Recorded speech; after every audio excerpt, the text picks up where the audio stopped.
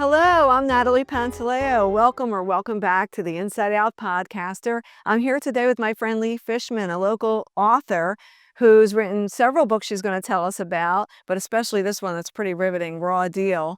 So welcome to the kitchen, Lee. Thank you for joining me. Happy to be here. Honored to be here. Great. I was thinking back about when we first met we have a mutual friend, Iris, who's now writing children's books, so she'll make a presence here too at some point.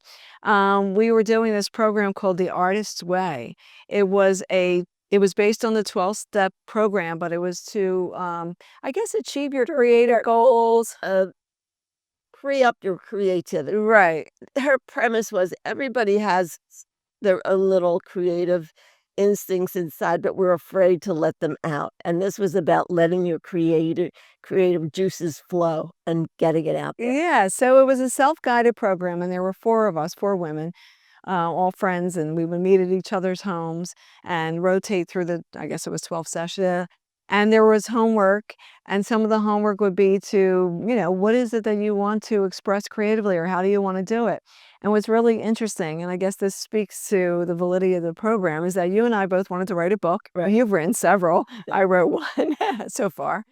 And Iris at the time wanted to oil paint it, and she did. So it worked. So anyway, Lee, I want to talk to you about this book in particular. I know you have several and you could tell us all about them, but I've been reading the book. I'm not finished yet, but I'm halfway through. And I was just so curious, what intrigued you about this story? And tell the audience a little bit about what it's about, the premise, and how you came to want to write the story. Okay. Well, the way I came to this story on my job, at the time I was working at the Free Library, and we were interviewing returned veterans. We were doing like a program about veterans, and I was talking to various guys who had come back from the Middle East and other locations, and they started telling me about some of the things that had happened to them. And so it sort of got my my imagination flowing. Right. And that's how I kind of became inspired to tell these stories. And so the other and you never really can say it comes from one place to the other. There was, it's like a variety of things, and they come together in your head. Interestingly enough, this was some years ago, driving up I-95 going toward Trenton. There was a billboard on the side of the road, and it said, "Who killed Eric Birnbaum?" And there was a phone number if you knew information about this lawyer's death that you should call. And that that was another. It's a confluence of the influences, right? Together. Yeah, they all conflate and stay with us. Yeah, it's kind of percolates, and you come up with a through line. So did you have to do a lot of research about the case? Oh, yes. Yeah, you have to do. I mean, even though you might only mention something in passing, it has to be valid, so that if somebody's reading this and they decide to look a little further into what you've just said, it has to be true. It has to be reliable information. So there is usually, I think, in just about any story that you want to tell, you have to do your research first. It's true, because this is a nonfiction account, or is it fictionalized? Well, it's very fictionalized. Okay. Very, very fictionalized. Okay. Yeah. Because I was going to say, even in my book, which is a fictionalized, it's based on my real experiences, so it says on the cover based on a true story, but it is a fictionalized book. I still had to do certain research just to make sure that I was accurately remembering something or speaking about something. For example, I talk about an acupuncture session. And I've had a ton of acupuncture in my life, but I did go back and make sure that what I was saying was accurate, and then I checked with an acupuncturist to make sure that what I was saying is accurate. So yeah, give it the ring of truth. Right. Have the ring of truth. So give us a high-level premise of the book. Well, it's based. The story opens with two National Guard troops overseas, and one of the troops becomes infected with a mysterious substance and subsequently dies. Now, the cause of his death is kind of left very vague and general by the government. And when his family finds out about what happened, his sister specifically, who's very close to him, must know what happened, and it takes her on a journey of discovery to find out what really happened and what caused the death of her brother overseas. So now is that part historically accurate? Actually, no.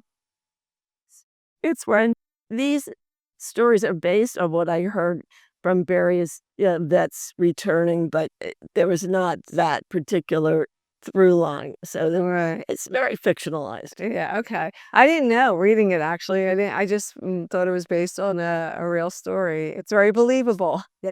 Oh, Yeah. Yeah. So when did you start your first book? I guess it must have been around 2001, 2002, something in there. And I don't know if this is still going on, but in, the November of every year, there was a program, quote, unquote, called Write Your Novel in a Month, and it was sort of a uh induced program where you would every day you would get up early and write 1,000 words. And the premise was at the end of the month of November, if you had written every day, you would have like 35, 40,000 words, which is a pretty good beginning for Right. your first novel. So I did that, came away with, you just the idea is just write anything. The important thing is to keep writing. Getting on the paper. Yeah, yeah, Get it yeah. on the paper. So by the end of that month, I did have something that I could begin to work with, Right. and that was the first book that I wrote. So would you say for you as a writer, your process is that you need the structure or maybe the an assignment almost, right? Or was it just N on occasion? Initially, Yeah. I did. Now, it's interesting, during the pandemic, I mean, this was what kept me sane, right? It kept Right. me sane. It was like, "Okay, I've got something, I need to work on it. It's important to get it done. It's creative, it's therapeutic." Yes. Writing was therapeutic, especially at that time, so, Right. yeah.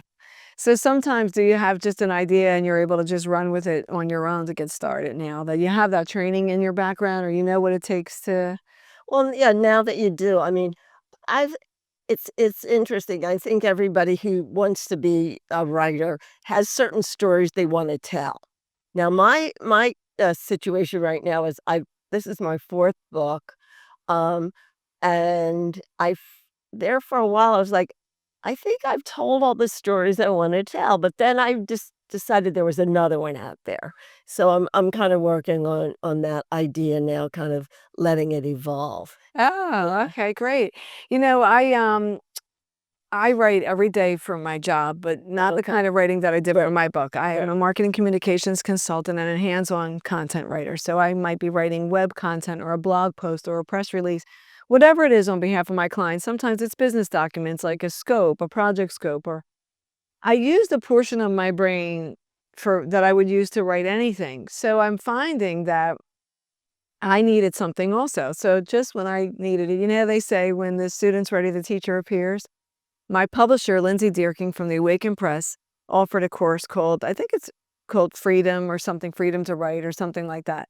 Um, it's for writing a nonfiction, which is, Uh-huh. I'm going to skip over the sequel to Lying Down with Dogs for a minute. I'm going to get back to that because I have the idea in my head, Okay. but I hadn't been moved to write it yet. So I wanted to start this nonfiction that I'm very moved to write.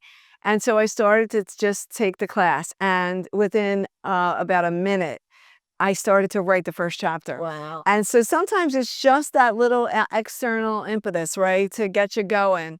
And yeah, so do you want to talk a little bit about what's next or no? Well, it's still taking shape. It's really what I'm thinking about is maybe more short pieces, and it would be maybe individual stories of people who came to this country as immigrants or their process of coming to this country as immigrants. Now, I know that's kind of like a hot button these days. I mean, people get very keyed up over, are you pro immigrant? Are you anti, what? But at this point, I'm still kind of, the stories are evolving. That is so interesting that you're saying that because my book is really about a nuance about the Italian immigration experience. And actually, I think the timing is great because I think that I don't know the premise of your book more than what you just shared. And the premise of my book is I wanna talk about how it happened in the past to almost remind us all, I mean, this is a country of immigrants. There so, without making any kind of political statement whatsoever, I just the every group that has come over has had a unique experience, whatever that was. So, because I happen to be of Italian heritage, I had seen, a New York Times article that really just made me think about something differently, and I wanted to explore it and write about it. So that's what so we have immigration coming from both of us. Yeah, I mean, it's just, you know, all we hear about today is the criminal element, blah, blah, blah, blah, blah. I mean, this is the tiniest piece of what's happening with the people who have come here. These are people who are looking for a better life. You can't fault somebody for looking for a better life for themselves and their family. How can how can I think that's always been why people come here so much. I guess the argument more is about process, but I'm not an expert on that. And I don't want to be. I don't want those problems on how they, do it, whatever. So I think that, maybe we just needed a modern day Ellis Island, because it worked. It worked. It tracked everybody and made sure if you had an illness that you were quarantined until you felt better or something like that. But like I said, I'm glad they're not my problems to solve. That's an interesting premise. I think it's a hot topic. I think it's timely. there's a lot of room for exploration there. That's Yeah, exactly, exactly. So tell us about some of your other previous books. well, actually, interestingly enough, my first book was about an immigrant couple who came here, after the war in Bosnia, and so the wife, she was just here to work and, make the best of her situation, and unfortunately, her husband was more attracted to the glitzy glamour of Las Vegas and, the get rich quick kind of thing, so they went separate ways, and, that was an interesting story because it was topical and what had been happening in Bosnia and that situation. So that was my first book. Um, and my second book kind of explored the psychic aspect of life. The main character was read tarot cards.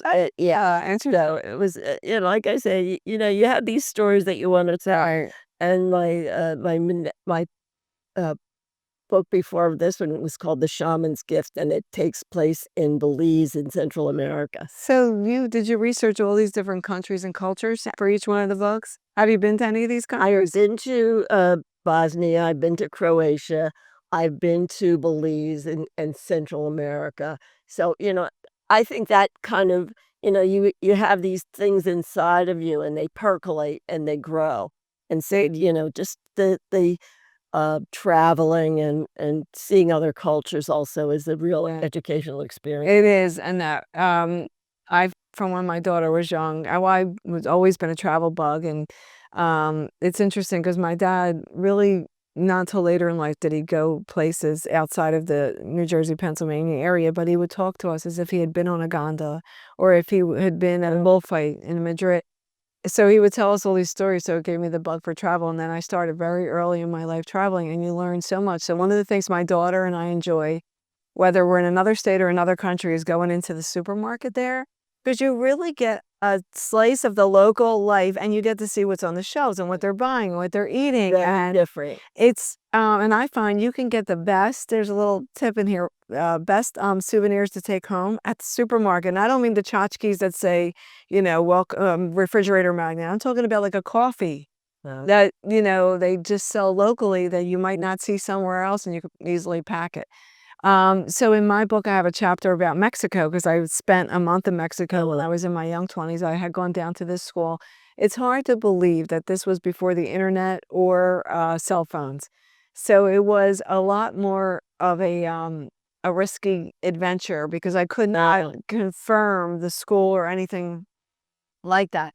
Anyway, it was one of my favorite chapters to write, and it actually is like maybe the turning point in the book because, of course, you may know, everybody knows my book was about my experiences working at a famous Philadelphia restaurant, and this is like the turning point. So I go away by myself, and which in real life I did, and so I didn't. That story was other than the timing of it, where it comes in the flow of the book is not actual timing, but the stories itself were 100% accurate in that chapter. And it was my favorite chapter to write because I remembered the culture, is what you're saying.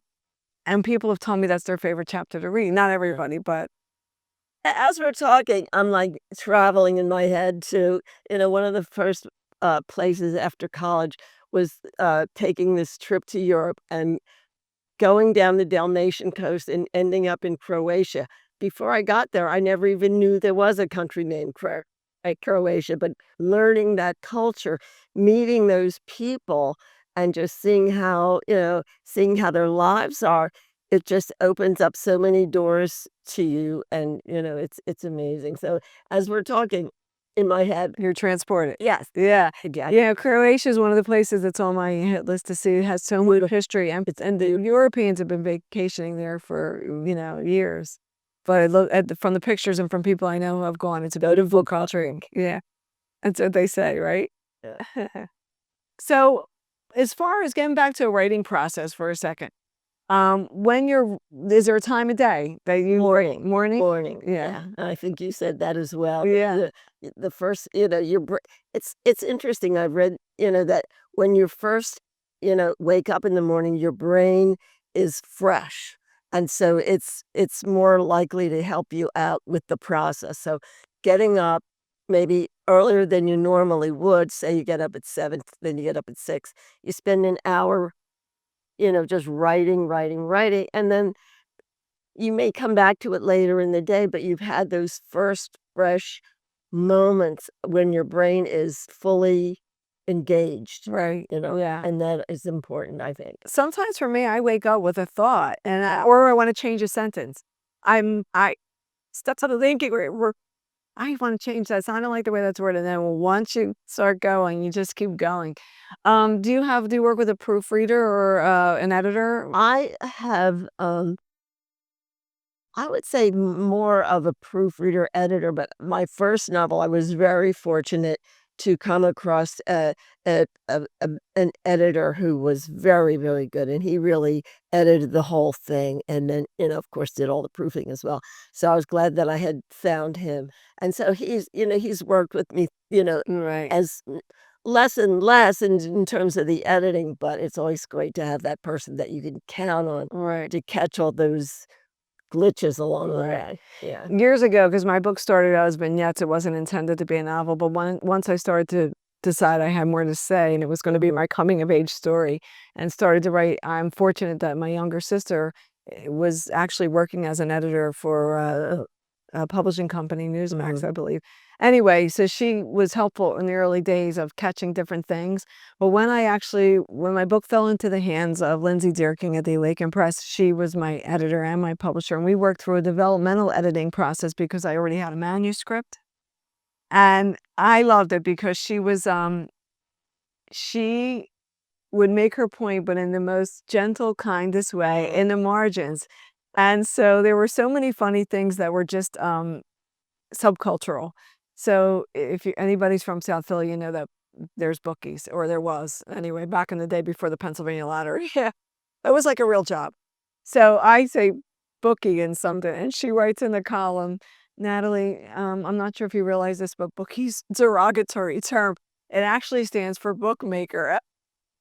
So I wrote back and I said, well, not in my neighborhood. So but I did go back and explain it. I had to explain because we had a whole conversation about this. And as I started to tell her the stories, which were pretty colorful, she said, you got to put this in the book. So yeah, I went back and added like a bunch of stories about that. So, okay. So Lee, where can people find your books? Can they find you on Amazon? On Amazon. It's also available by order at, various book retailers, Barnes& and Noble, Smashwords, and so, it's out there. All right. So I'll put all the information on how to find Lee's book or connect with Lee in the description. And I really appreciate you coming on. It's always great to talk to people about their process and to find out, because there's so many people out there that want to write. Don't be daunted. Just, do 100 words a day or whatever it was a month.